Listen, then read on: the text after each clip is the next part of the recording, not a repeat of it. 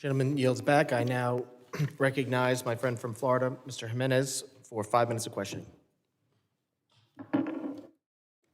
Thank you, Mr. Chairman. I just asked my chat on if there are AI systems right now actively protecting computer systems in the United States and around the world, and said yes.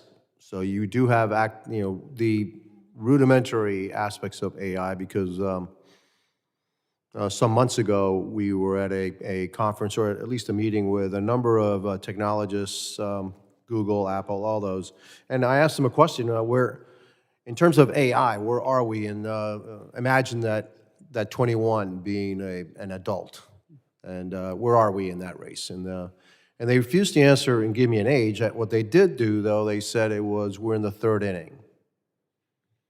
So, baseball analogy, it's 9 innings is the full game. So we're 1/3 of the way there, which is kind of scary because of the capabilities right now that I see are pretty scary. So at the end of the day, do you think this could all be elementary? I mean, it appears to me that what we're heading for is cyber attacks are going to be launched by artificial intelligence networks, and they're going to be guarded against by artificial intelligence networks. And that it's who has the smartest artificial intelligence is going to win the race, or is going to win out in that battle or war, et cetera. Would that be accurate? Yeah, anybody? Yes, sir, that's absolutely accurate. And so it all, now it means that we have to win the artificial intelligence battle. Or is this just going to be a race that's going to be forever? Yes, I mean, I think basic American economic competitiveness is absolutely dependent on us maintaining our lead in overall AI technologies, but then especially AI technologies that are focused on cybersecurity. So where do you see the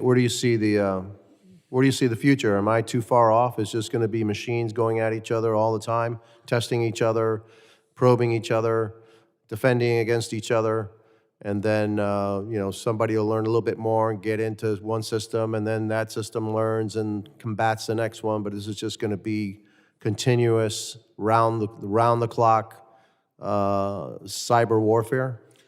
Yeah, unfortunately, I think that's the future we're leading to. I mean, it was 7 years ago in 2016, DARPA ran an event which was about teams building computers that hacked each other without human intervention, and that was successful. And so we're 7 years on from that kind of basic research that was happening. I'm very afraid of the constant attacks. The other thing I'm really afraid of is smart AI-enabled malware. That you look at the Stuxnet virus that the U.S. has never admitted to have a part of, but whoever created Stuxnet spent a huge amount of money and time building a virus that could take down the Natanz nuclear plant. And it required a huge amount of human intelligence because it was specifically built for exactly how Natanz network was laid out. My real fear is that we're going to have AI-generated malware that won't need that. That if you drop it inside of an air-gapped network in a critical infrastructure network, it will be able to intelligently figure out, oh, this bug here, and take down the power grid even if you have an air gap. This is just, conjecture, okay? Could we ever come to the point that we say, what the heck? Nothing is ever going to be safe, and therefore chuck it all and say we're going to go back to paper and we got to silo all our stuff. Nothing can be connected anymore because anything that's connected is vulnerable. All our information is going to be vulnerable, no matter what we do. That eventually somebody will break through, and then we're going to be at risk. Is it possible that in the future we just say, okay, enough? We're going back to the old analog system. Is that a possibility?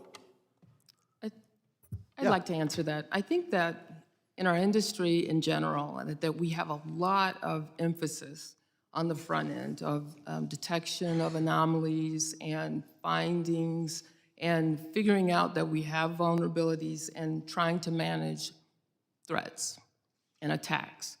And I think there's less so on resilience, because bad things are going to happen. But what is the true measure is how we respond to them. And AI does give us an opportunity to work toward how do we reconstitute systems quickly? How do we bounce back from severe or devastating attacks? And with critical infrastructure, that's physical as well as cyber.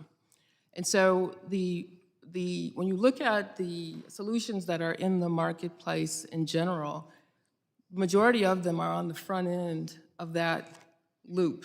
And the back end is where we need to really look toward how we prepare for the onslaught of how creatively attackers might use AI. Okay, thank you. My time is up, and I yield back. Gentleman yields back.